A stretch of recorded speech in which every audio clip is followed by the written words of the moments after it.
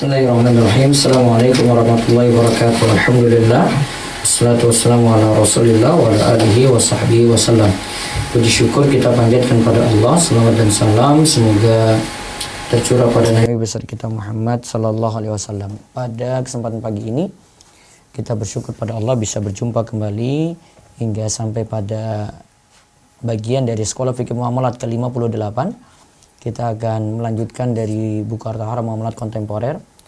Walaupun belum diberi ujian untuk pembahasan tentang riba ini dan seputar kredit. Nanti insya Allah setelah kita bahas kartu kredit sebelum masuk ke saham, mudah-mudahan akan disiapkan untuk ujian biar bahasannya ini bersambung sampai pertemuan ke-58 ini. Dan bagi Anda yang ingin mengikuti video-video sebelumnya sudah kami lengkapi di playlist Sekolah Fikih Muamalat dari video 1 sampai video ke-58, jadi bisa dilihat secara berurutan. Baik, kita lanjutkan pada kali ini setelah kita lihat kredit itu punya beberapa syarat. Ada 8 syarat seperti yang disebutkan oleh Ustaz Dr. Irwandi Tirmizi. Kita lihat tentang masalah kredit macet. Nah, intinya kalau kredit macet dengan cara adanya barang jaminan, adanya orang penjamin, nah ini lebih aman. Bisa juga dengan barang yang dibeli itu dijadikan barang jaminan.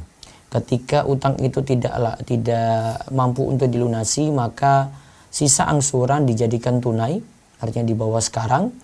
Terus barang gadaian itu dijual, laku itu berapa, kemudian nutupi utang tadi, angsuran yang belum dibayar. Nah, sisanya dikembalikan kepada yang berutang atau yang membeli kredit. Nah, kali ini di pertemuan ke-58 kita masuk adalah denda ya. Namun di sini nanti ada sedikit bahasan atau ada pembahasan tentang denda, solusinya di perbankan syariat ya. Apakah ini benar jadi solusi ataukah masih ada masalah? Nah, kita lihat tentang istilah ta'wid yang terkait denda di kesempatan pagi ini. Monggo dibaca. 2 solusi kredit macet yang difatwakan boleh oleh Dewan Syariah Nasional yang mengundang kontroversi. Jadi 2 fatwa ini mengundang kontroversi. Kalau mengundang kontroversi berarti ada yang menyetujui dan ada yang tidak menyetujui hal ini. Terus. Sebelum menyudahi pembahasan riba dain jual beli kredit, akan dijelaskan 2 solusi kredit macet yang difatwakan boleh oleh Dewan Syariah Nasional. Namun 2 hal ini ditentang oleh mayoritas ulama Islam di seluruh dunia. Ya. Karena tidak terdapat perbedaan yang berarti antara 2 solusi ini dengan riba jahiliyah. Jadi tetap sama saja 2 solusi ini dengan riba jahiliyah gitu. Walaupun ingat ya, ini difatwakan oleh DSN. Sekali lagi, tolong kita pandai-pandai bersikap dalam menyikapi fatwa. Fatwa itu sifatnya tidak mengikat dan tujuannya tidak langsung menjudge atau langsung membuat orang itu kena hukuman berat, tidak. Fatwa di sini sifatnya itu kita melihat nanti tetap memandang ini didukung dalil ataukah tidak. Walaupun itu lembaga besar sekalipun yang berfatwa, yang menjadi patokan kita itu adalah tetap dalil, merujuk pada Al-Quran dan Sunnah Nabi Shallallahu Alaihi Wasallam. Nah, buktinya saja ini mengikat ataukah tidak, kita dapat melihat dari realita yang terjadi. Misalnya kalau Majelis Ulama Indonesia itu memfatwakan haramnya rokok misalnya, belum tentu rakyat itu patuh pada aturan tersebut. Ada yang ngeyelannya tetap ngototnya tetap rokok itu masih boleh. Ada yang nyatakan ya rokok ya makruh saja. Tetap ada yang akan berbeda pendapat dalam hal ini. Dan MUI tidak memaksakan untuk itu. Maka sama juga dengan fatwa dari DSN ini. Sifatnya itu tidak mengikat. Ya, artinya tidak membuat orang itu harus dengan ikuti pendapat ini. Namun ingat, kalau ada dalil yang menyatakan suatu hukum, tetap kita ikuti dalil. Bisa jadi bersesuaian dengan fatwa DSN, bisa jadi tidak bersesuaian, bisa jadi belum dibahas oleh DSN MUI. Nah, sekarang kita lihat ada istilah ta'wid. 2 hal tersebut yaitu, yang pertama, ta'wid atau ganti rugi terhadap biaya-biaya yang dikeluarkan oleh kreditur akibat keterlambatan pembayaran kewajiban yang telah jatuh tempo. Ta'wid itu adalah, kita bahas istilahnya dulu, ganti rugi ya.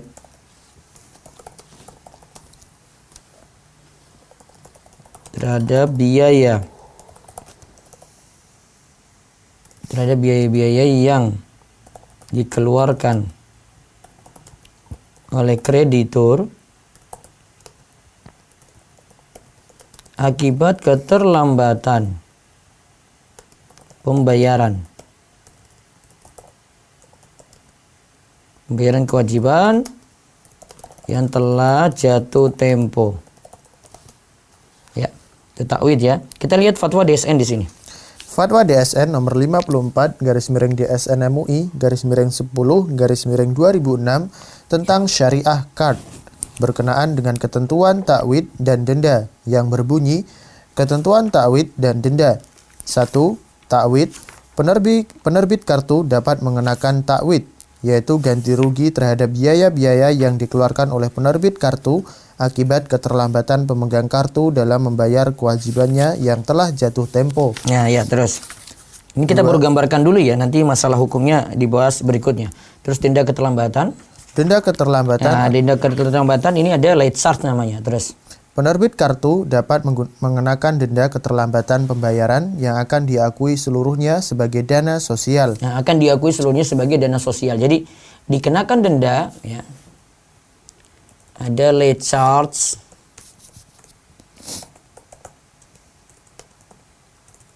pengenaan denda atau pembebanan denda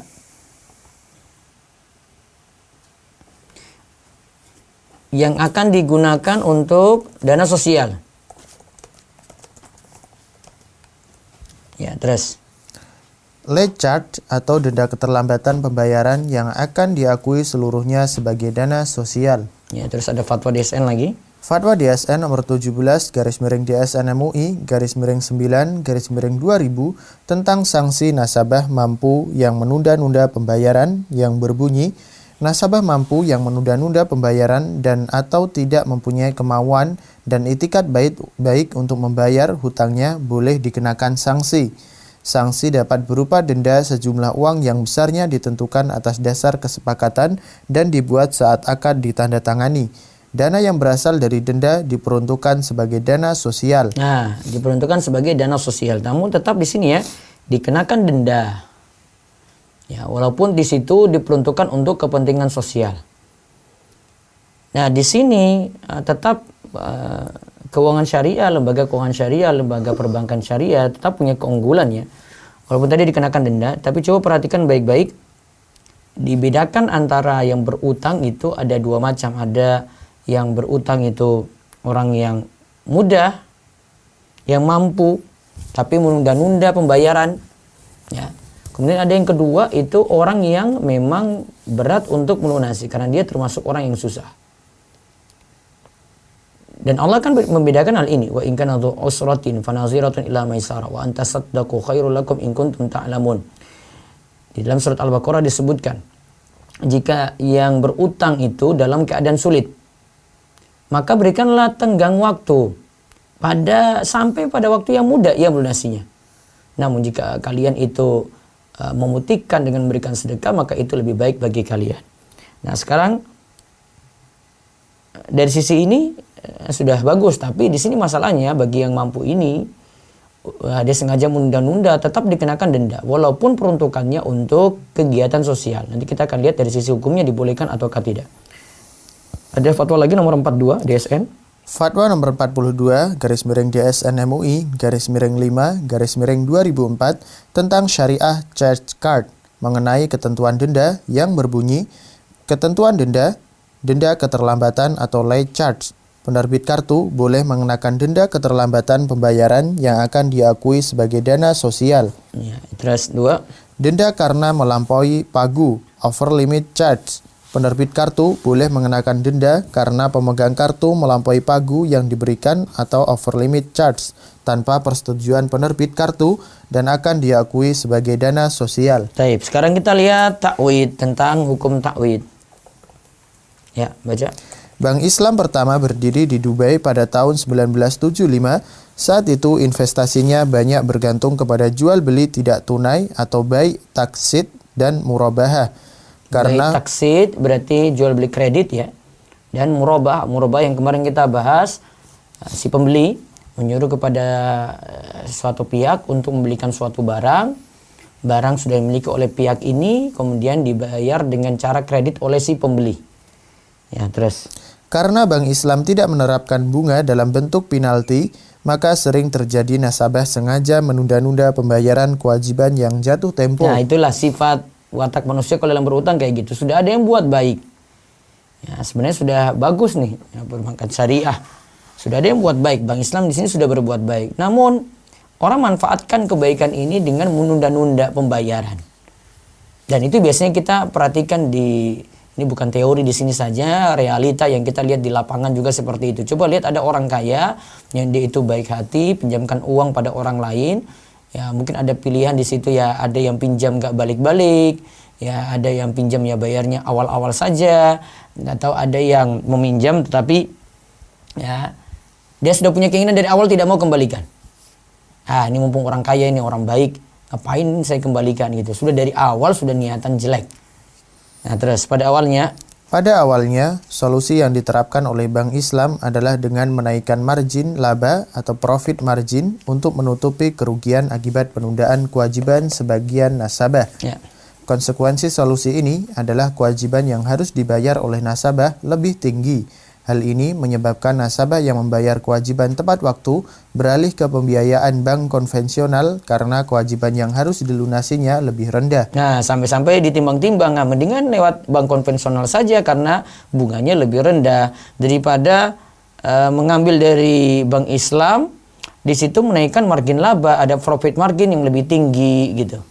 Terus, maka pada tahun 1985, Syekh Mustafa Zarqa mengajukan solusi ta'wid dalam tulisannya yang dimuat oleh Jurnal Islamic Economic edisi 2 tahun 1985 yang diterbitkan oleh Pusat Penelitian Ekonomi Islam Universitas King Abdul Aziz, Jeddah, Arab Saudi.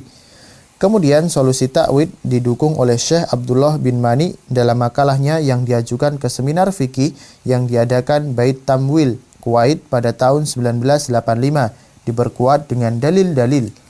Ta'wid yang mereka maksud adalah ganti rugi yang harus dibayar oleh nasabah yang menunda-nunda pembayaran kewajiban yang jatuh tempo, yang mengakibatkan bank syariah mengalami kerugian dalam bentuk tidak mampunya bank memenuhi kewajibannya yang jatuh tempo ke pihak lain atau hilangnya laba yang diperkirakan dalam sebuah investasi karena kredit macet. ya terus. Ta'wid yang dimaksud berbeda dengan penalti yang dianggap sama dengan riba oleh seluruh para ulama, di mana besar nominal ta'wid tidak ditentukan dari semula, akan tetapi ditetapkan berdasarkan kerugian real yang diderita oleh pihak bank, sedangkan besar nominal penalti ditetapkan semenjak transaksi dibuat berdasarkan perhitungan waktu. Nah, ta'wid yang dimaksud berbeda dengan penalti yang dianggap sama dengan riba oleh seluruh para ulama, di mana besar nominal ta'wid tidak ditentukan dari semula, akan tetapi ditetapkan berdasarkan kerugian real yang diderita oleh pihak bank. Jadi dianggap di sini ta'wid ini beda dengan penalti. Ya. Coba kita lihat dalil pendapat ini. Nah, kenapa ta'wid ini ditetapkan ada? Tadi yang mengusulkan Syekh Mustafa Zarqa, ya. Dalil-dalil pendapat ini, 1. Hadis Nabi sallallahu alaihi wasallam, la darar wa la dirar. Tidak boleh melakukan perbuatan yang membuat mudarat bagi orang lain, baik permulaan atau balasan. Nah, ini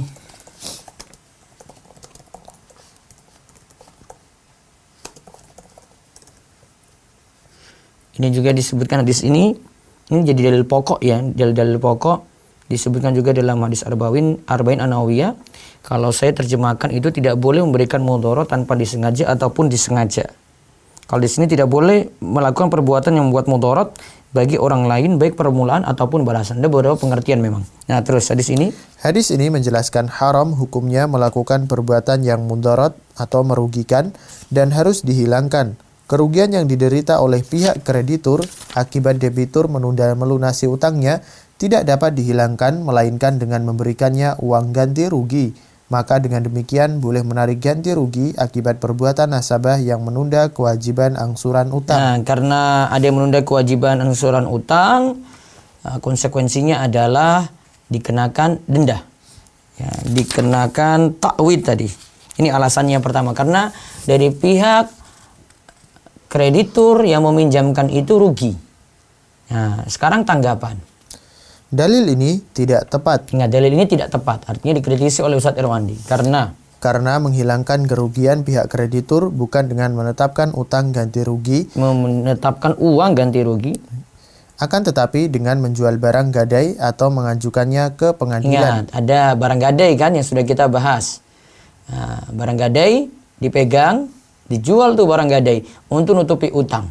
Solusinya bukan dikasih denda atau kasih takwid. Terus Lalu pengadilan menjatuhkan hukum kurungan terhadap debitur hingga ia melunasi kewajiban bayar. ya, atau yang kedua mengajukan ke pengadilan. Terus Juga bila ditetapkan uang ganti rugi ini akan merugikan pihak debitur, sedangkan kerugian tidak boleh dihilangkan dengan kerugian yang sama. nah, jadi solusinya memang bukan dengan takwid, memberikan denda di situ, karena ada solusi lain dengan menjual barang gadai.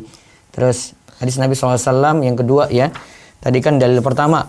Sekarang kita lagi bahas sisi pendalilan orang-orang yang mendukung adanya denda. Nah, sekarang kita lihat dalil-dalil mereka, terus ada sanggahan untuk itu. Dalil kedua, matlul ghani dzulmun. Dan juga dalil layul wajidi yuhilu uqubatahu wa irdahu. Baca. Penundaan pelunasan utang oleh orang yang mampu merupakan kezaliman. Dibolehkan menjatuhkan hukuman kepadanya dan dibolehkan mencemarkan nama baiknya. Nah, di sini lihat ya. Jika ada orang yang mampu, matlul ghani dzulmun, mampu untuk melunasi utang, kok enggak lunas-lunasi, maka dia zalim. Kemudian hukuman bagi orang yang nunda-nunda seperti ini padahal dia mampu lunasi, yuhilu uqubatahu, dia berhak dapat hukuman. Dan wa irdahu, dia berhak juga kehormatannya itu dicemarkan. Misalnya ada si A ini, kita tahu dia itu pinjam uang sana sini nggak pernah balikan. Kemudian datang lagi dia pada si B, teman kita si B ini. Padahal kita sudah kena tipu, ya karena uang nggak balik-balik gitu. Maka kita bisa beritahu, cemarkan nama baiknya kepada si B. Kita beritahu, hati-hati loh kamu mau dipinjamin uang lagi. Saya saja tidak dikembalikan, 10 orang yang lain saja tidak dikembalikan. Kamu juga nanti akan jadi korban. Jangan mau. Nah, itu namanya mencemarkan. Ini memang menggibah sebenarnya. Ingat ya, para jamaah, ini menggibah. Namun menggibahnya di sini ada tujuan supaya orang lain tidak kena mudarat. Nah, di sini dinyatakan takwid denda ini ada karena berhak yang sengaja menunda-nunda itu dikenakan hukuman. Nah, sekarang kita lihat alasannya dulu. Rasulullah SAW menjelaskan bahwa boleh menjatuhkan sanksi hukuman kepada orang yang mampu membayar utangnya namun sengaja menunda-nunda, dan sebagian para ulama membolehkan sanksi dalam bentuk denda sejumlah uang. Tadi sebagian para ulama membolehkan sanksi dalam bentuk denda sejumlah uang. Iya, ini ada pendapat dari mazhab Malik, qaul qadim dari Imam Syafi'i, serta didukung oleh Ibnu Taimiyah dan Ibnu Qayyim. Ada mazhab Hanafi, Maliki, Syafi'i dan Hambali mengharamkan menjatuhkan sanksi hukuman dalam bentuk denda sejumlah uang. Karena hadis-hadis yang menjelaskan bahwa Nabi pernah menjatuhkan sanksi dalam bentuk denda uang telah dinasakh oleh ayat mengharamkan riba. Ingat, telah dinasakh, telah dihapus. Nanti bisa dilihat di Al-Mawsu' Al-Fiqhi Al-Kuwaitiyah jilid ke-12 halaman 271. Dan Al-Gish wa Atharuhu fil Uqud, Dr. Abdullah As-Sulmi. Ya. Sekarang kita bahas tanggapan, karena ini kan alasan denda itu boleh. Karena ini hukuman untuk orang yang telat bayar, padahal dia mampu untuk bayar. Tanggapannya bagaimana? Kita lihat tanggapan Ustaz Irwandi. Dalil ini juga tidak kuat, karena tidak ada seorang pun ulama sebelumnya yang menafsirkan sanksi yang dimaksud dalam hadis tersebut dengan sanksi dalam bentuk denda sejumlah uang. Jadi kalau mengatakan takwid itu boleh dengan anggapan itu hukuman untuknya, tidak ada ulama yang menafsirkan seperti itu dengan dikenakan denda. Bahkan Imam Bukhari berkata, qala Sufyan irduhu yaqulu ma taltani wa uqubatuhu al-habsu. Sufyan Tsauri menafsirkan maksud hadis di atas mencemarkan nama baik debitur yang sengaja menunda dengan ucapan si fulan menunda pembayaran utangnya kepadaku, dan maksud boleh menjatuhkan sanksi yaitu hukuman kurungan atau penjara. Ya. Kemudian mencemarkan nama baiknya, nama baik debitur yang meminjam, ya. Dengan orang yang pihak kreditur itu katakan si fulan menunda pembayaran utangnya kepada aku, padahal dia mampu untuk melunasinya. Dan menjatuhkan sanksi itu bentuknya hukuman kurungan atau penjara. Nah, terus kemudian sanksi denda. Kemudian sanksi denda berdasarkan pendapat yang membolehkannya bukan diberikan kepada pihak yang dirugikan, akan tetapi dialihkan ke kas Baitul Mal. Nah, ada denda namun dialihkan kepada kas Baitul Mal. Namun sekarang kita lihat takwid ini. Takwid ini ditentang oleh mayoritas para ulama dan difatwakan haram oleh lembaga-lembaga fikih internasional di antaranya. Nah, lihat, kenapa di awal itu Setirwan dikatakan mayoritas lembaga fikih itu mengharamkannya. Setirwan berani menghukumi seperti itu. Maka ketika DSN ini bertentangan dengan mayoritas dan pendapat mayoritas ulama ini lebih kuat, ya, maka tentu kita berpegang pada pendapat yang kuat, bukan hanya sekadar banyaknya yang kita pegang. Jadi kalau berdalil kayak gitu, kalau ada suatu hukum, kita bingung nih milih pendapat, pegang dalil yang kuat, kemudian ada yang banyak, ya alhamdulillah ada yang banyak juga yang pegang. Nah itu lebih menenangkan. Jadi bukan hanya sekadar banyak, namun ini dalilnya kuat nih. Ya, jadi takwid ini, tapi tidak boleh takwid ini ditentang oleh mayoritas ulama kontemporer, ya, dan difatwakan haram. Jadi ditentang oleh mayoritas ulama dan difatwakan haram oleh lembaga-lembaga fikih internasional. Nah, sekarang kita lihat keputusan Majma' Al-Fiqh Al-Islami. Keputusan Majma' Al-Fiqh Al-Islami. Nah, kita pandang sekarang lembaga-lembaga fatwa internasional yang menyatakan takwid tadi, denda keterlambatan tetap haram. Ya. Baca. Keputusan Majma' Al-Fiqh Al-Islami Divisi Fikih Oki nomor 51 dalam kurung 2 garis miring 6 tahun 1990 yang berbunyi, bagi nasabah yang mampu haram hukumnya menunda-nunda kewajiban pembayaran yang telah jatuh tempo. Meskipun demikian, syariat tidak membolehkan penjual membuat persyaratan takwid atau ganti rugi pada saat nasabah terlambat melunasi kewajiban pembayaran. Nah, di sini disebutkan tetap memang haram menunda-nunda kewajiban pembayaran yang telah jatuh tempo, padahal dia mampu untuk melunasi. Ingat itu, bagi yang berutang, mampu lunasi, jangan tunda-tunda. Kadang sebagian orang itu, ya sudahlah berutang saja. Ketika sudah jatuh tempo, dia malah beli HP, malah beli mobil, malah beli kendaraan gitu. Kewajiban berutangnya dia lupa. Bukan dia lupa, sengaja lupa memang.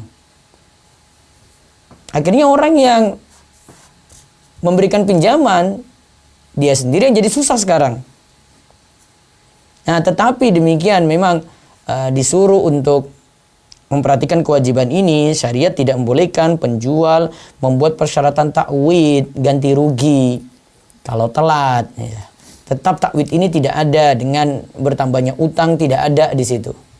Nah, terus keputusan Al-Majma' Al-Fiqh Al-Islami Divisi Fikih Rabithah Alam Islami berbunyi, apabila kreditur memberikan persyaratan atau mewajibkan kepada debitur agar membayar sejumlah uang sebagai sanksi hukuman, baik dalam jumlah tertentu atau persentase, pada saat debitur terlambat melunasi angsuran yang telah jatuh tempo, maka persyaratan atau kewajiban tersebut tidak sah dan tidak wajib, bahkan tidak halal dipenuhi, baik yang membuat persyaratan adalah pihak bank ataupun pihak lain, karena persyaratan ini sama hakikatnya dengan riba jahiliyah yang diharamkan Allah dalam Al-Quran. Baik. Terus AAOIFI dalam Panduan Lembaga Keuangan Syariah pada pasal debitur menunda-nunda pembayaran kewajiban jatuh tempo ayat 2 garis miring 1 poin B dan 2 garis miring 1 poin C menyatakan, lembaga keuangan syariah tidak dibolehkan membuat persyaratan takwid dalam bentuk sejumlah uang ataupun barang terhadap debitur manakala ia terlambat membayar kewajiban yang telah jatuh tempo, baik ditetapkan jumlah takwid pada saat transaksi ataupun tidak, baik kerugian tersebut dalam bentuk hilangnya laba di atas kertas ataupun kerugian akibat fluktuasi mata uang. Ya. Lembaga keuangan syariah tidak dibolehkan mengajukan nasabah yang menunda-nunda kewajiban pembayaran jatuh tempo ke pengadilan dengan tuntutan takwid atau ganti rugi berupa sejumlah uang tunai ataupun barang berharga. Nah, tidak boleh juga nuntut di pengadilan dengan lembaga keuangan syariah ini meminta ganti rugi. Terus keputusan lembaga fikih internasional ini berdasarkan dalil-dalil berikut ini.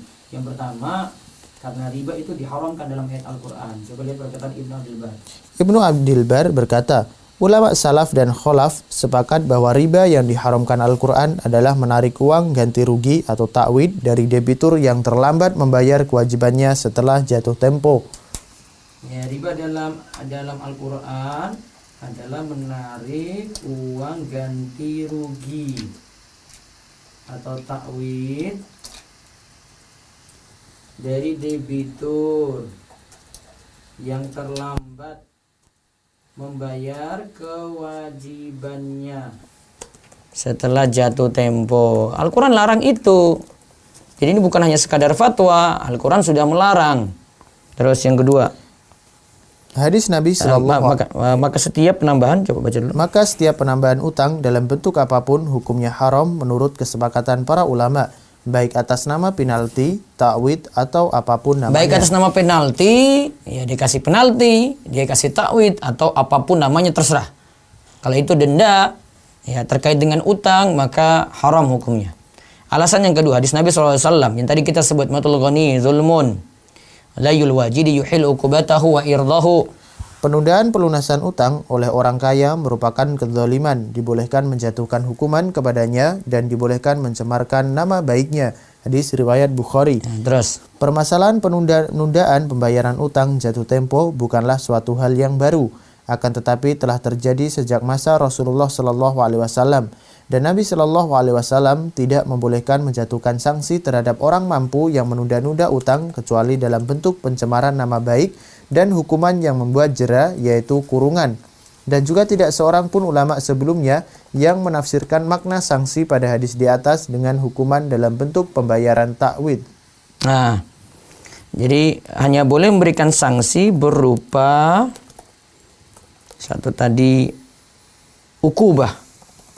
Ukubah di sini apa? Di penjara, yang tadi kita sebut perkataan Imam Bukhari ya. Kemudian yang kedua, irdahu. Irdahu di sini apa? Kehormatannya dicemarkan. Nah, dengan demikian jelaslah bahwa menarik takwid atau ganti rugi dari pihak debitur mampu yang menunda-nunda kewajiban pembayaran yang telah jatuh tempo hukumnya sama dengan riba. Nah, berarti kesimpulannya ya, takwid dari pihak debitur yang mampu yang menunda-nunda kewajiban pembayaran yang telah jatuh tempo hukumnya sama dengan riba. Takwid itu denda ganti rugi, hukumnya sama dengan riba. Kemudian ada lagi late charge. Late charge ini hampir sama, denda keterlambatan juga. Coba kita lihat late charge. Yang dimaksud dengan late charge yaitu denda keterlambatan yang dikenakan kepada nasabah mampu yang menunda-nunda pembayaran jatuh tempo. Denda ini seluruhnya akan diakui sebagai dana sosial. Nah, tadi kita sekarang bahas late charge.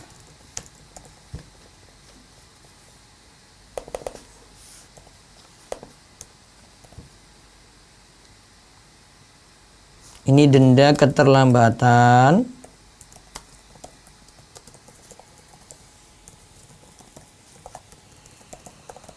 yang nantinya dijadikan dana sosial. Nah, sekarang kita lihat pada tahun 1999, seorang peneliti ekonomi Islam dalam risetnya yang diajukan ke Dewan Syariah Dubai Islamic Bank menyatakan dari 27 respondennya yang merupakan bank syariah terbesar di Timur Tengah, 44,5% diantaranya menerapkan late charge yang dibuat dalam perjanjian jual beli tidak tunai. Jual beli tidak tunai berarti jual beli kredit ya. Ya, terus. Sekarang tahun 2011, jumlah bank syariah yang menerapkan late charge kemungkinan jauh lebih besar karena late charge telah disahkan oleh AAOIFI pada tahun 2000 dalam mi'yar ketiga Al-Madin Al-Mumatil, nasabah mampu menunda-nunda kewajiban pembayaran ayat 2/1 poin H.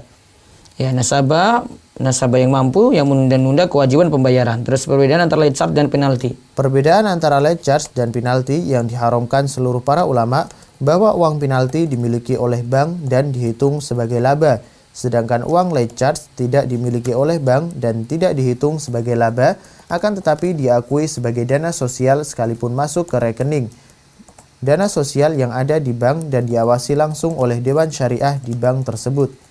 Nah, jadi late charge dijadikan dana sosial. Ya, terus. Para ulama kontemporer berbeda pendapat tentang hukum late Nah, charge. sekarang gimana kalau tujuannya kenakan denda langsung digunakan untuk dana sosial? Pendapat pertama di sini yang membolehkan. Di sini bahkan beberapa ulama kontemporer belakangan ya. Pendapat ini didukung oleh Profesor Dr. Wahbah Az-Zuhaili, ya. Terus oleh Dr. Muhammad Syubair dan didukung oleh para ulama yang tergabung dalam AAOIFI dan dalam mi'yar ketiga Al-Madin Al-Mumatil, yaitu nasabah mampu menunda kewajiban pembayaran yang berbunyi. Coba baca bunyinya. Dalam akad transaksi utang seperti murabahah dibolehkan mencantumkan kesiapan debitur untuk mensedekahkan uang dalam jumlah tertentu atau nisbah tertentu pada saat ia menunda-nunda pembayaran kewajiban dengan syarat uang tersebut seluruhnya diakui sebagai dana sosial dan diawasi langsung oleh Dewan Pengawas Syariah. Nah, ini di late charge ini nanti digunakan dana sosial, ditambah lagi di sini ada pengawasan dari Dewan Pengawas Syariahnya. Nah, sekarang di antara dalil-dalil. Nah, di sini dalil-dalil apa? Dalil yang mendukung late charge tadi. Denda keterlambatan untuk dana sosial itu dibolehkan. Yang pertama hadis Nabi sallallahu alaihi wasallam al-muslimuna ala syurutihim illa syartan haram halalan aw halal haraman. Orang-orang Islam itu memenuhi perjanjian atau persyaratan yang mereka buat, kecuali perjanjian mengharamkan yang halal atau menghalalkan yang haram. Ya, terus. Nabi Shallallahu Alaihi Wasallam menjelaskan bahwa perjanjian yang dibuat oleh seorang Muslim wajib dipenuhi. Maka perjanjian yang dibuat antara penjual dan pembeli dalam akad kredit bahwa pembeli dikenakan denda keterlambatan bila sengaja menunda-nunda pembayaran dengan tujuan agar pembeli patuh dengan kewajibannya adalah suatu tujuan yang mulia dan tidak termasuk penalti karena uang denda yang ditarik bukan dimiliki oleh bank akan tetapi disalurkan seluruhnya untuk dana sosial seperti membantu fakir miskin, pembangunan madrasah dan lainnya. Dana sosial yaitu membantu fakir miskin katanya atau pembangunan madrasah dan lainnya. Ya, tanggapan. Dalil ini tidak kuat. Kalau dibahas tanggapan berarti dalil ini dianggap tidak kuat oleh para ulama. Dalil ini tidak kuat terus? Karena persyaratan ini merupakan tambahan pembayaran uang dari utang yang telah disepakati sejak awal disebabkan keterlambatan pembayaran kewajiban jatuh tempo. Jadi kalau ada yang berutang kemudian kita syaratkan sejak awal ya. Kamu kembalikan 100.000 kembalikan 105.000. Sudah bilang dari awal nanti bunga 5%. Nah, denda ini tidak boleh. Sudah dari awal itu tidak boleh. Mau peruntukannya untuk apa gitu? Mau dibagi untuk sama-sama satu kelompok arisan, satu RT atau rombongan, satu koperasi gitu. Tetap denda keterlambatan ini dianggap riba. Ya. Terus. Ini hakikatnya adalah riba, maka karena itu dana ini tidak dimiliki oleh bank syariah tetapi disalurkan untuk kepentingan sosial. Peruntukan uang late charge sebagai dana sosial menunjukkan bahwa persyaratan ini adalah riba yang dijadikan sanksi yang bersifat jera terhadap debitur. Dan mensahkan persyaratan riba berarti menghalalkan yang haram. Mensahkan persyaratan riba, kan sudah sahkan persyaratan riba tadi, nanti ada denda ya, walaupun nanti dipakai untuk sosial. Terus. Tidak sesuai dengan potongan kedua dari hadis di atas, yaitu kecuali perjanjian mengharamkan yang halal dan atau menghalalkan yang haram. Nah, ini kan perjanjiannya mengharamkan yang halal atau menghalalkan yang haram. Terus kemudian bila diamati dengan seksama, bentuk late charge dapat disederhanakan dengan ilustrasi. A menginvestasikan sejumlah uangnya di bank konvensional dalam bentuk deposito riba. Ia berjanji pada dirinya bahwa bunga yang ia dapatkan akan disalurkan untuk kepentingan sosial. Ya. Terus. Investasi riba yang dilakukan A jelas diharamkan. Nah, dia investasikan uangnya di bank kan, memang tujuannya untuk investasikan. Kemudian nanti kalau ada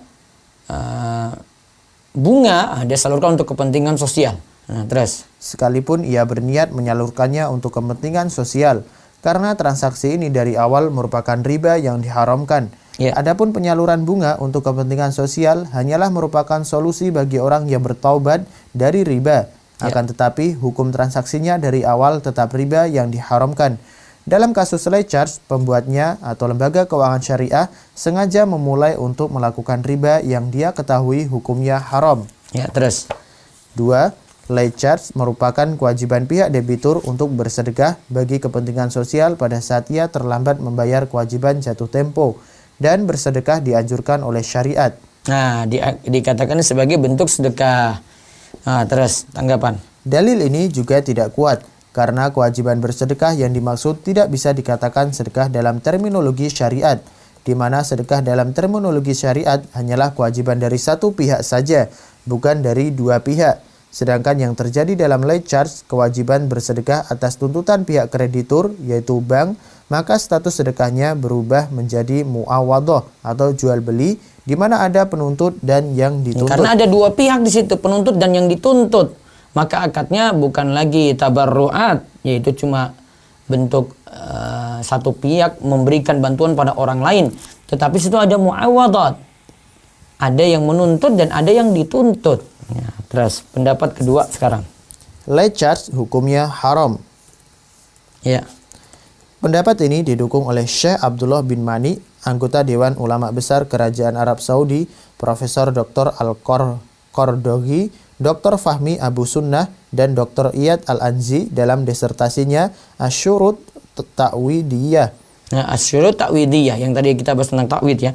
Dalam pendapat ini firman Allah, ya ayyuhalladzina amanu taqullaha wa dzaru ma baqiya minar riba in kuntum mu'minin. Hai orang-orang yang beriman, bertakwalah kepada Allah dan tinggalkanlah sisa riba yang belum dipungut jika kamu orang-orang yang beriman.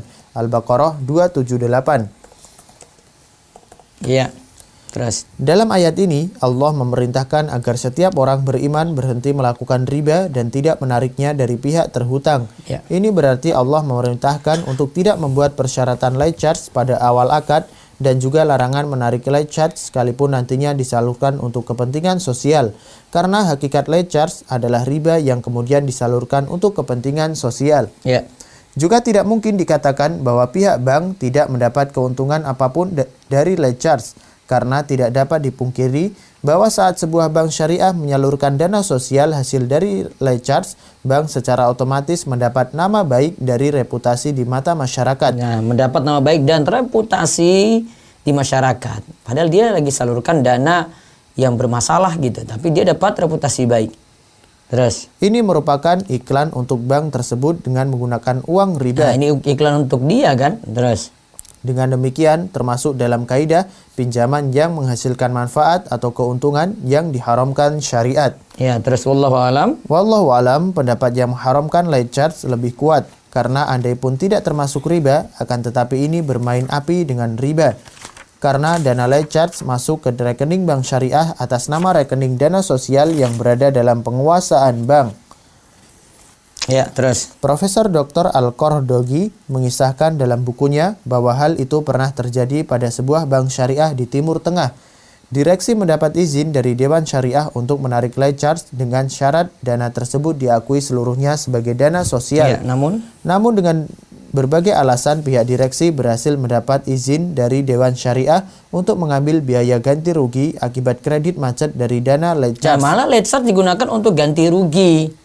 Ada yang kredit macet yang terjadi digunakan untuk ganti rugi itu. Terus. Ternyata melalui akuntannya, pihak direksi berhasil meraup seluruh dana sosial untuk ganti rugi kredit macet yang dialami bank. Nah, kredit macet yang dialami bank berarti tidak disalurkan untuk dana sosial. Nah, oleh karena itu, penulis mengimbau Dewan Syariah Nasional untuk mengkaji ulang fatwa membolehkan takwid dan late charge. Nah, berarti takwid dan late charge, kesimpulan kalau takwid tadi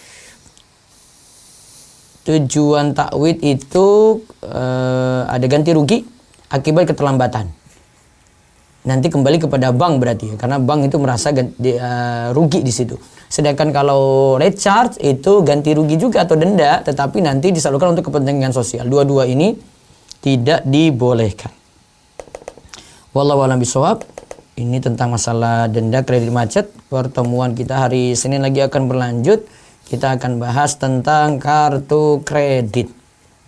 Ya, kartu kredit dan hukum-hukum terkait dengan kartu kredit. Di dalam kartu kredit itu ada apa saja. Nanti dibagi dalam 2 pertemuan insya Allah untuk pembahasan kartu kredit tadi. Insya Allah hari Senin untuk pertemuan ke-59. Nanti materi ini saya lagi share nanti di grup Telegram. Ya, silahkan untuk ambil catatan tersebut. Setiap kali kajian saya taruh ringkasan saya di grup tadi ya.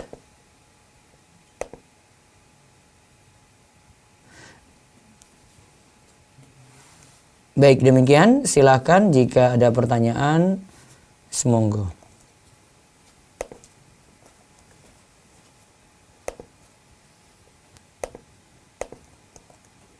Dari Zoom dulu. Bisa yang dari tanya langsung, raise hand.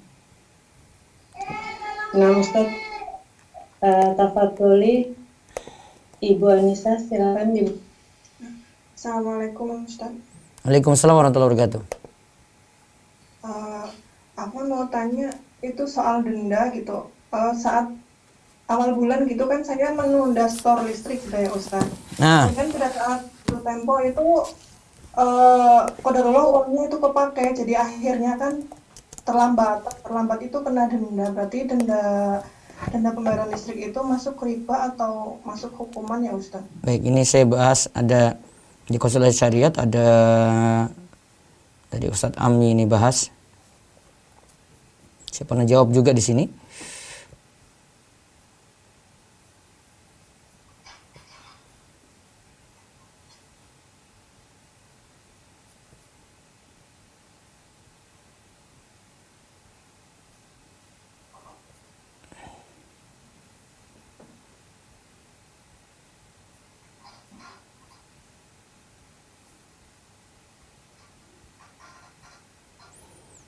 Ada dua pembahasan di dalam pembahasan ini. Yang pertama pembahasan denda. Ya, kalau itu denda, apakah nanti akan merusak akad gitu? Denda keterlambatan ini ada perkataan dari atau keputusan dari Majma' Al-Fiqih Al-Islami dalam muktamarnya ke-12 di Riyadh tahun 1421 Hijriah. Ada asyaratul jazai, ketentuan adanya denda bagi pihak yang menyalahi kesepakatan. Menghasilkan beberapa keputusan di antaranya. Boleh menetapkan ketentuan ada denda dalam sebuah akad, dalam semua akad terkait harta. Selain akad yang tanggung jawab aslinya berbasis transaksi utang piutang. Karena ini jelas ribanya. Kalau yang kita bahas tadi itu ya terkait utang piutang. Nah, terus ini ada pernyataan untuk listrik, layanan telkom dan air yang pasca bayar setelah pemakaian 1 bulan. Berarti pengguna punya utang ke penyedia layanan untuk membayar senilai harga layanan yang diberikan. Kan pakai dulu berarti utang di situ.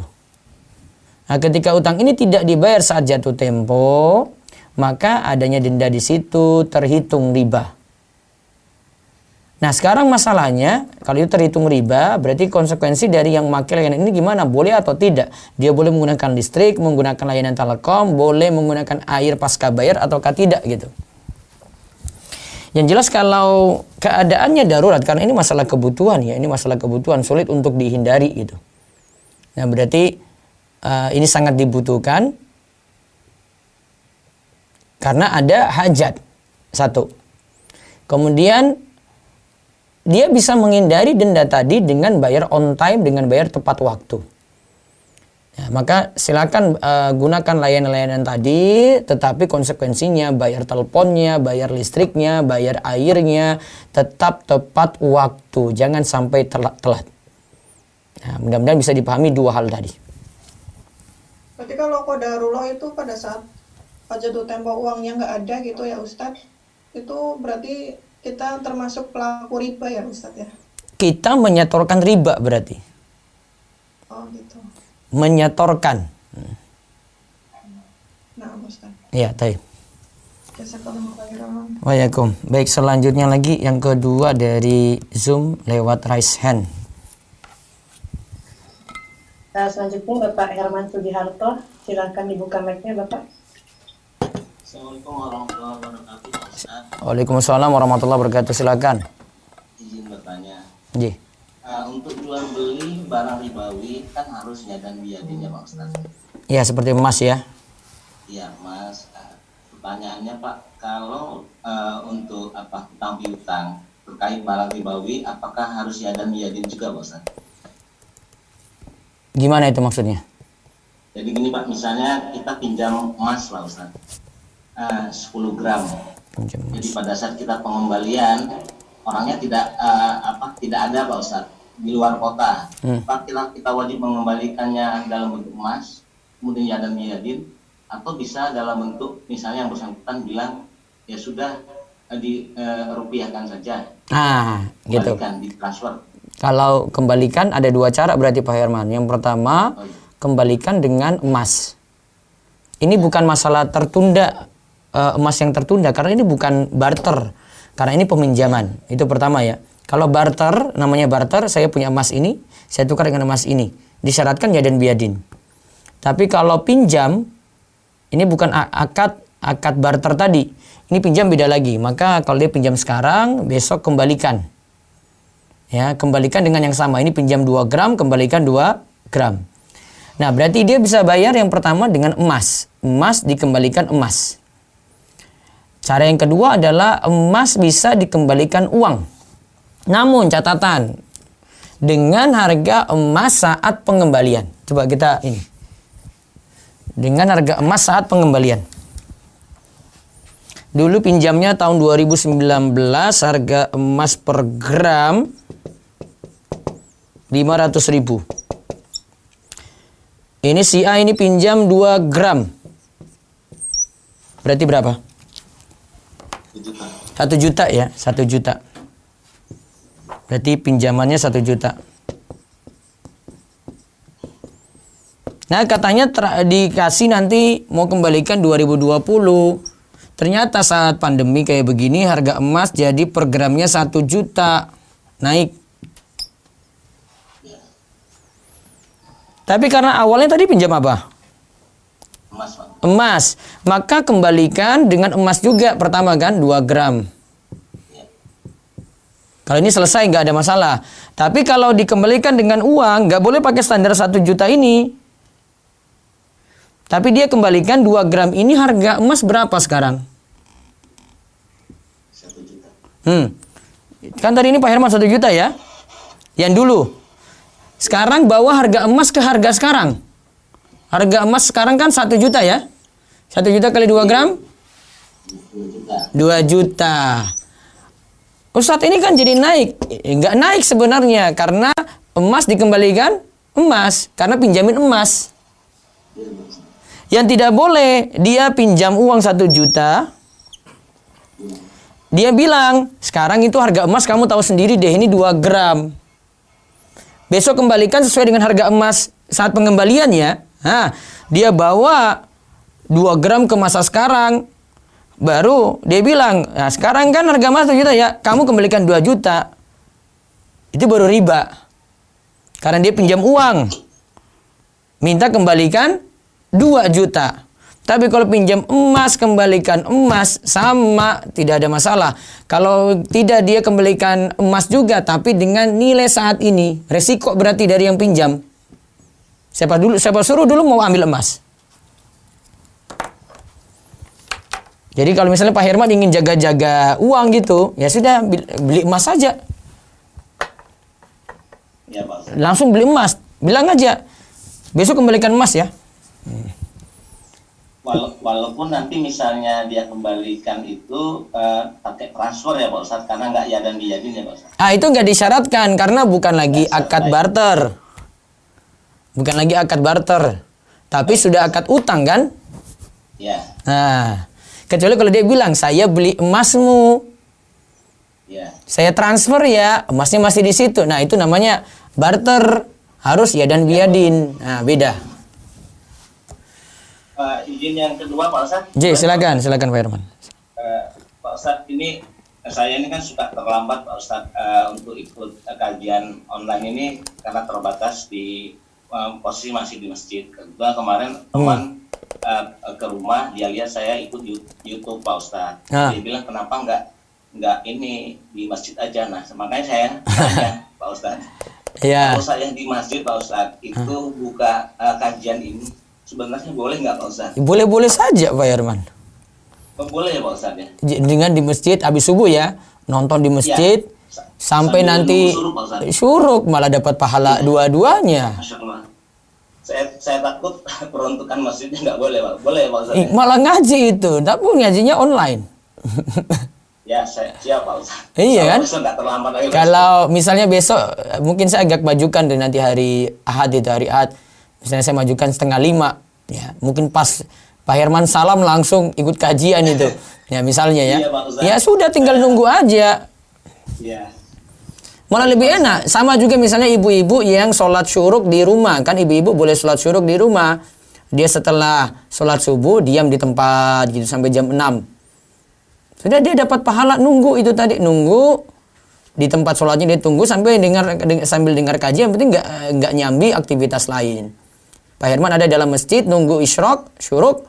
Sudah dapat pahala haji dan umrah yang sempurna gitu. Malah Kalau ya kaitannya dengan belajar Pak Ustadz, kan belajar itu absennya bagus Pak Ustadz. kalau apa? Kalau absen kan harus pagi. Tapi saya ini sebenarnya ikut terus Pak Ustadz. Oh itu nggak masalah. Kalau mau ikut sekolah fikih muamalat ini ikut rekaman boleh. Seandainya boleh. Karena itu nggak paksaan harus hadir langsung gitu. Yang penting didengar gitu. Baik Pak Ustadz. Taib. Baik Pak Ustadz. Turun. Allah khairan Pak Ustadz.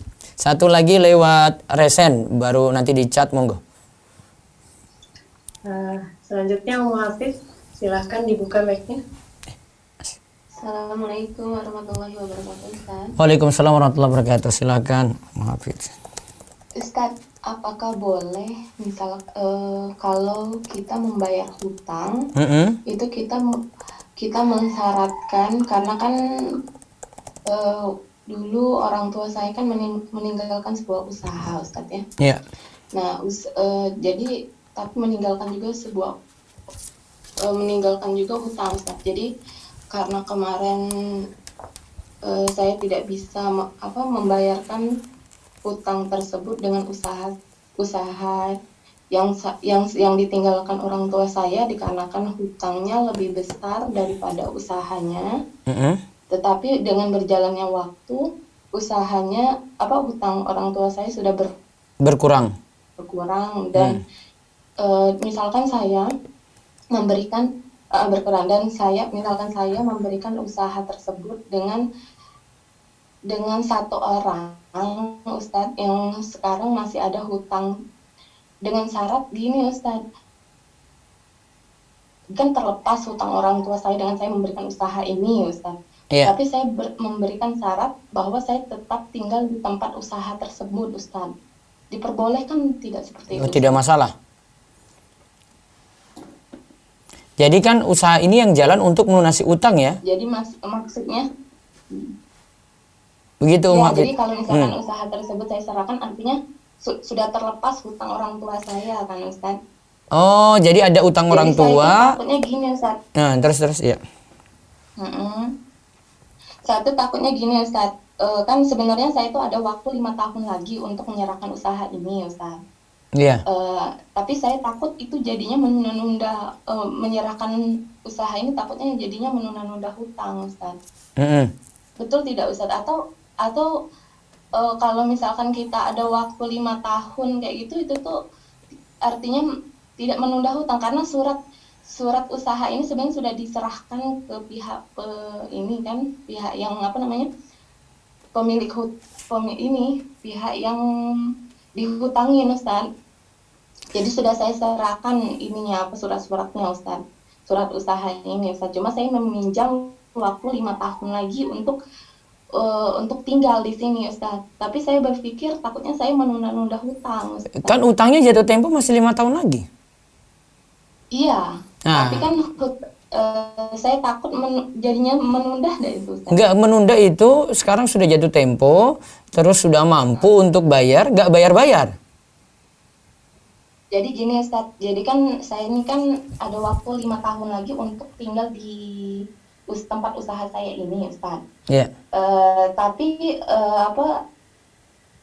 jadi kalau misalkan saya tinggal di sini, saya belum menyerahkan, saya takutnya nanti saya itu menunda artinya Ustadz. Jadi kalau misalkan usaha ini sudah saya serahkan, kan artinya hasil dari usaha ini kan artinya balik ke pihak yang saya hutangin. Nah, kalau pihak yang mengutangin menyetujui, maka tidak ada masalah tinggal di situ, Bu.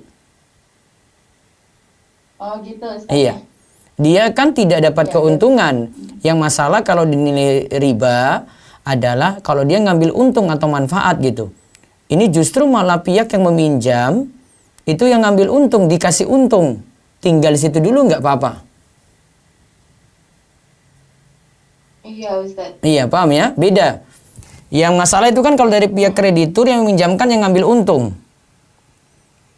Tapi kalau dari pihak debitur, maaf, kalau pihak yang meminjam, debitur berarti ya, yang meminjam itu yang dikasih untung, sudah kamu pakai ini aja nggak apa-apa dulu sampai 5 tahun.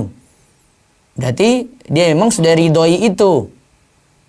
Ini tidak kaitannya dengan penundaan pelunasan, Bu, beda. Oh, nah Ustaz. Artinya saya meskipun saya tidak menyerahkan, padahal kan perjanjian saya itu kan 5 tahun itu saya tuh mau membayar hutang yang lainnya juga Ustaz. Tapi alhamdulillah hutang dengan yang lainnya misalkan selesai Ustaz. Jadi kan tinggal jadi dalam jangka waktu 5 tahun ini ya tinggal saya menikmatin hasil dari usaha ini sebenarnya Ustaz. Ya boleh. Jadi boleh Ustaz ya? Iya, karena nggak menunda artinya. itu nggak menunda. Dia diridhoi juga nggak masalah. Oh iya Ustaz, nah Ustaz. Iya. Satu lagi Ustaz masalah sholat. Iya, isyraq silakan. tadi, Ustaz. Iya, iya, isyraq tadi. Ini apa kalau misalkan saya kan kayak ini kan dengar kajian Ustaz, tapi saya ini pindah ini Ustaz, pindah posisi. Jadi tadinya saya sholat misalkan di ini apa namanya Kamar. di kamar, terus saya pindah ke ruang tamu dengar kajian, itu boleh enggak Ustaz? Dapat keutamaan? Diam di tempat sholat, sholatnya di ruang tamu saja gitu. Oh, Iya. jadi Masalahnya ibu di rumah, kalau ibu di masjid, pokoknya selama masih masuk masjid, ibu diam di masjid saja. Mau di shop depan, mau di shop belakang, mau di lantai 2. Kalau masjidnya itu ada 2 lantai nggak masalah, karena masih dalam masjid. Jadi kalau di rumah baiknya di tempat sholatnya saja. Oh, nah Ustaz. Iya. Ya jazakallah khair Ustaz. Iya, Kom. Baik, Kom, bisa yang di chat. Ada beberapa, silakan 2 dulu. Nah, Ustaz. Apa hukum menggunakan PLN pasca bayar, PDAM, kartu telepon pasca bayar, Iya. IPN atau kebersihan di kluster perumahan dan lain-lain? Apakah itu artinya menyetujui riba karena ada persyaratan akan didenda bila telat bayar tertulis di aturan penggunaannya atau akadnya? Bagaimana solusinya karena sangat sulit menghindarinya? Nah, solusinya satu, karena itu hajat, tadi sudah disebut ya, ini hajat kebutuhan, maka boleh dipakai. Kemudian yang kedua, ada denda di situ, memang dendanya masalah. Tetapi dendanya ini bisa kita hindari kan dengan bayar tepat waktu. Maka sekali lagi usahakan bayar tepat waktu. Penggunaannya boleh karena hajat. Terus.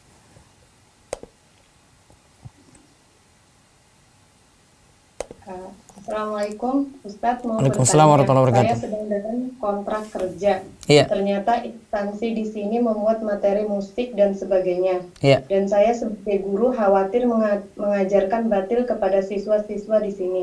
Iya. Apakah selama kontrak ini saya membawa dosa jariah dan bagaimana status gaji saya?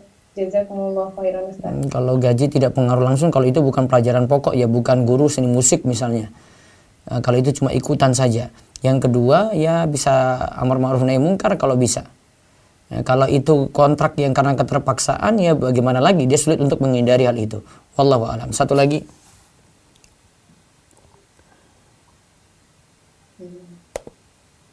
Bismillah Ustadz, gimana hukumnya bila di toko saya menyediakan mesin EDC sehingga pelanggan bisa membayar secara debit? Dengan kartu debit ya. Secara hukum boleh, karena kartu debit itu kan cuma memotong dari saldo yang dimiliki nasabah atau pemegang ATM itu di kartunya. Ya, secara hukum boleh. Wallahu alam. Ya, terus. Satu lagi lewat chat. Ya. Assalamualaikum Ustaz, bagaimana dengan denda keterlambatan bayar pajak kendaraan? Dan solusinya bagaimana Ustadz jika ingin menjual tapi barang belum dimiliki? Sebentar, yang pertama itu tadi pajak ya, denda. Kalau pajak ini tidak kaitannya dengan utang ya, itu suatu ketetapan dari pemerintah, pokoknya harus bayar. Dia telat bayar, itu hukumnya penalti sebenarnya. Ya konsekuensinya kaitannya dengan pajak ini berbeda ya. Berbeda dengan masalah bayar PLN, bayar Telekom, bayar air tadi itu ya. Kalau kaitannya dengan pajak terpaksa bayar. Saya katakan terpaksa karena memang ini sistem yang tidak sesuai dengan syariat, tetapi karena kita berada di negara yang tetapkan itu, kita terpaksa bayar. Kemudian yang kedua, kalau terlambat, nah terus dikenakan sanksi, itu penalti. Penalti ini tidak dikenakan sebagaimana utang piutang, itu bukan utang piutang. Maka dia boleh membayar denda tadi. Ini beda dengan denda yang kaitannya dengan utang piutang ya. Wallahu a'lam. Baik, saya beralih dulu ke WhatsApp lewat Radio DS. Silakan. Maaf, telepon dulu, monggo. Ya, assalamualaikum. Waalaikumsalam, silakan.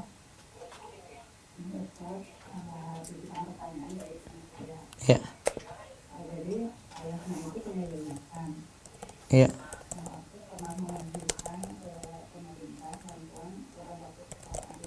Berapa ratus? 800 sekurangnya.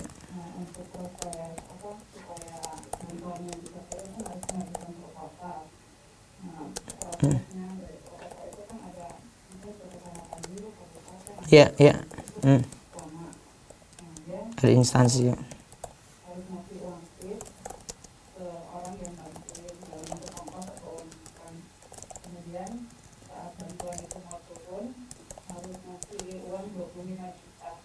Oh.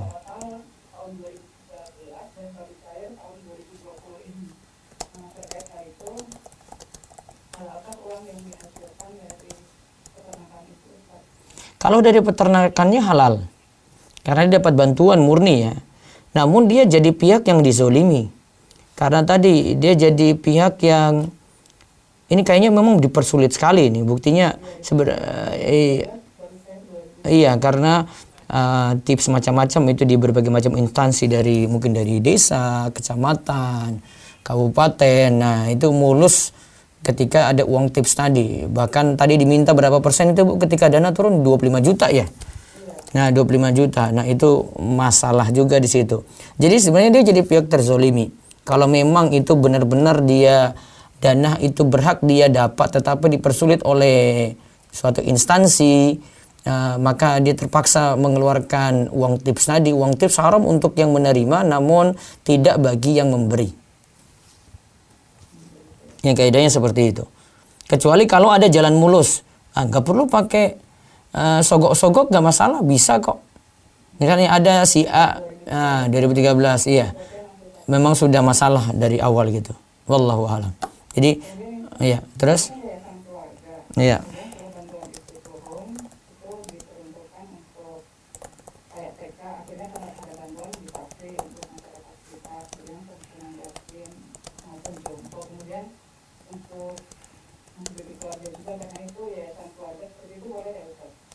Sebentar.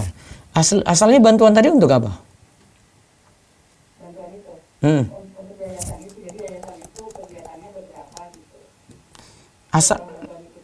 Dia bisa memberikan free untuk TK, untuk masyarakat sekitar. Iya, tadi maksudnya untuk keluarga bagaimana bentuknya? Bisa masuk ke keluarga? Yayasan keluarga, tapi bukan.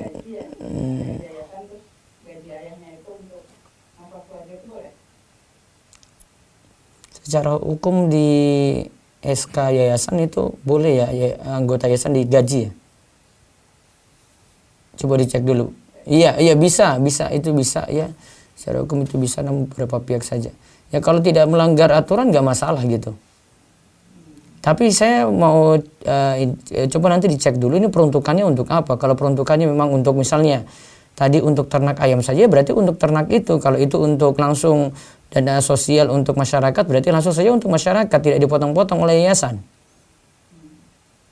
Jadi kalau terkait keluarga mendapatkan manfaat dari yayasan itu tergantung akadnya itu dulu. Iya, akad dari si pemberi dana. Akad dari si pemberi dana. Iya. Iya. Waalaikumsalam. Baik, lewat WhatsApp. Ustaz, bagaimana dengan perkara denda keterlambatan pembayaran seperti langganan telepon tadi internet? Sudah ya, skip lagi yang kedua. Sebentar, telepon dulu ya. Assalamualaikum. Ya silakan. Ustaz, apa mau tanya ini? Misalkan kan anak sholat subuh itu kan di kamar ya Ustaz ya. Ya. Terus dengan kajian juga di kamar, tapi pindah posisinya tuh dengan kajian itu di ini tempat tidur itu bisa dapat keutamaannya nggak Ustaz? Mau sholat isyraq? Iya. Ya, selama dalam kamar deh, Bu. Iya. Iya. Boleh. Masih boleh ya? Iya. Oh iya. Satu lagi Ustaz. Iya. Ustaz, ini kan ada misalkan kan suatu proyek ya Ustaz, pesantren sih sebenarnya itu. Terus dari desanya itu, jadi misalkan minta uang koordinasi itu 100 juta gitu ya.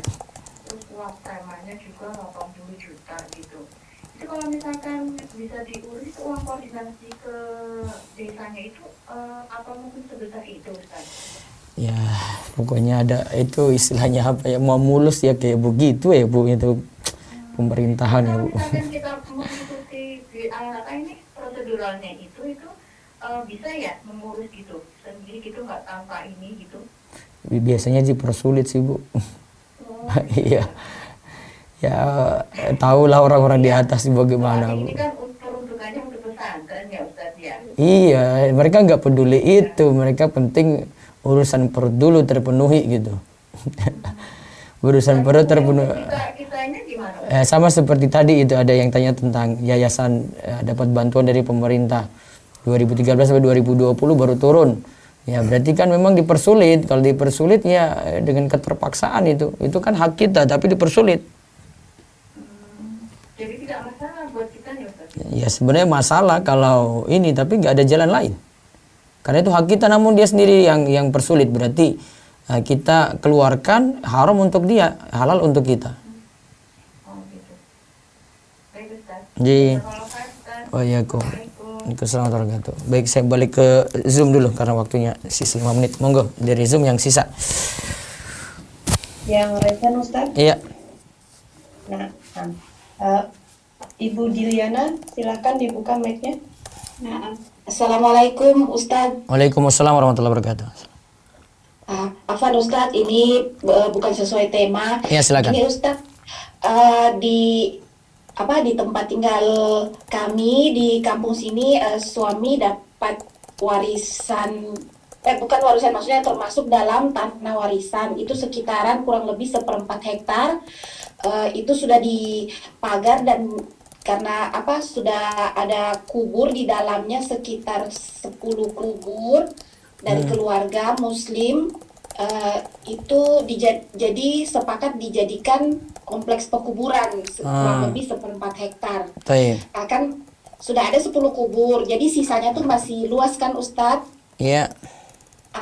Ini keluarga maunya di paving karena sering tumbuh rumputnya cepat begitu Ustadz. Apa boleh Ustadz? Tapi bukan di kuburnya, cuman di mau jalan masuknya.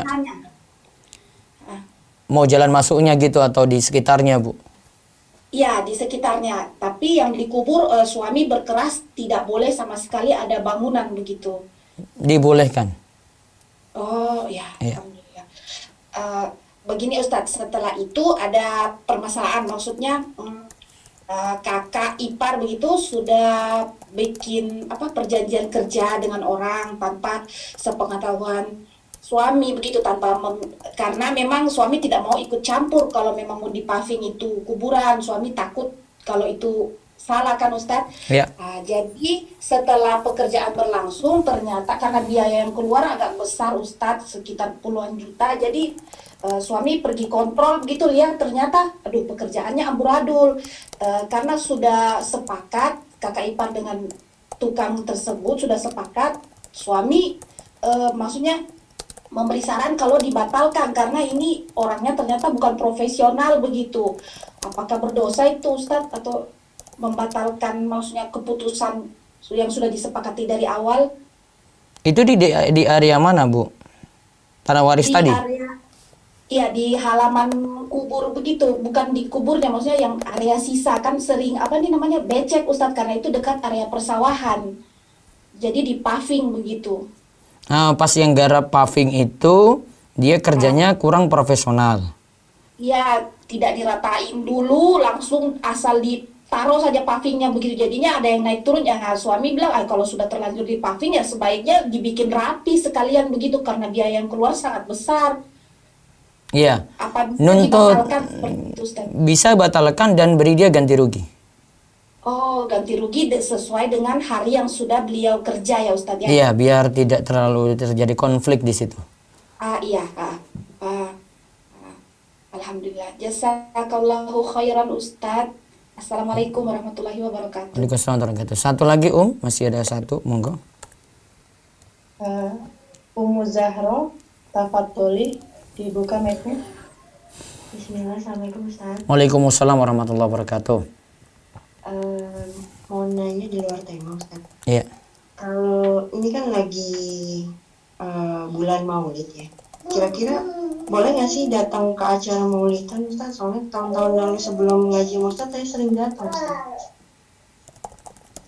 Kalau tidak datang bagaimana? Konsekuensinya apa? Nggak apa-apa sih sebenarnya kan. Ya sudah, ya nggak usah datang saja. Kecuali kalau ibu dalam posisi disuruh datang, wajib datang seluruh warga ya. Kalau nggak datang nanti ada konsekuensi ya, terpaksa datang. Oh enggak sih. Kalau nggak ada konsekuensi apa-apa, mendingan tidak datang. Oh baik. Berarti itu menghalalkan acaranya berarti ya Ustaz soal datang. Kalau datang, ya ibu berada di acara yang tidak ada tuntunan gitu. Oh baik. Baik. Baik Ustaz. Satu lagi Ustaz, Iya. tadi ada yang soal sholat suruh. Bagaimana kalau misalnya setelah sholat itu, ini si bayi, anak saya suka nangis. Itu saya ambil ke tempat saya sholat, itu boleh Ustaz? Kalau darurat boleh. Oh baik. Ya. Belum pernah sih Ustaz. Berarti Selagi ada di kamar atau di tempat sholat, tidak pergi-pergi, setelah itu boleh lakukan sholat syuruk, tidak masalah. Oh baik. Berarti pahalanya sholat syuruk setiap sekali mengerjakan itu berarti sempurna ibadah haji dan umroh itu? Dia dapat pahala, sekadar pahala haji dan umrah yang sempurna. Satu pahala berarti? Iya, besok diulang lagi berarti dapat pahala itu lagi.